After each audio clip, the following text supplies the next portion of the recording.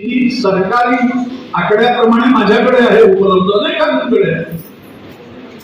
किती मुलं कोकणी शिकत होती? 314. आणि मराठी किती मुलं शिकत होती? 73,827 मुलं ही मराठी शिकत होती.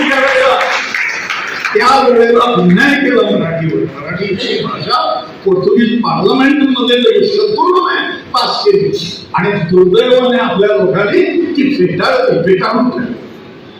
वर्तमानपत्र एक देखील धड चालत नव्हतं त्यावेळेला, एकही नव्हतं कोकणी. मराठी 5 वर्तमानपत्र त्यावेळेला होती आणि बाहेरून केसरी, मराठा वगैरे जी यायची ते नवशक्ती, ही सगळी वर्तमानपत्र 12 वर्तमानपत्र बाहेरून यायची त्यावेळेला. 1987 झाली, परंतु मराठी राजभाषा झाली नाही. 11 तालुके आहेत आपले. त्या 11 तालुक्यात 180 ग्रामपंचायती ज्या आहेत त्याच्यापैकी 120 ग्रामपंचायतींनी मराठी हीच राजभाषा व्हायला पाहिजे म्हणून ठराव दिले होते सरकारकडे. तरी मराठी राजभाषा झाली नाही. 11 आपल्या राज्याचे ब्लॉक्स आहेत. BDO, ब्लॉक डेव्हलपमेंट ऑफिसर, हा कुठल्या ब्लॉकचा ऑफिसर? त्या ब्लॉकचा. म्हणजे तालुका स्तरावर एक ब्लॉक आहे.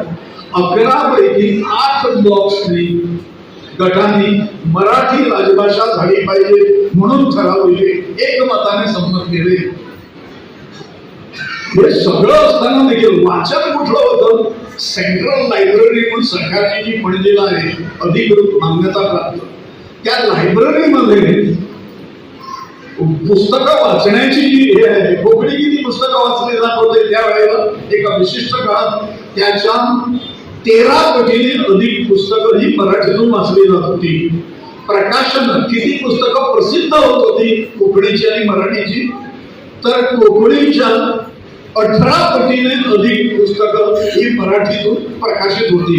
या सगळ्या बाजू, सगळे निकष परिपूर्णपणे मराठी पूर्ण करत असताना देखील पंडित जवाहरलाल नेहरूंना नको, त्यांनी एकदा मध्येच राजभाषा कायदा करण्यापूर्वी 1957 मध्ये जाण्यापूर्वी 1 वर्षभर आधी 1963 मध्ये कधीतरी त्यांनी असं सांगितलं, गोव्याची भाषा ही कोकणी आहे आणि त्यामुळे कोकणीतून सगळा व्यवहार झाला पाहिजे.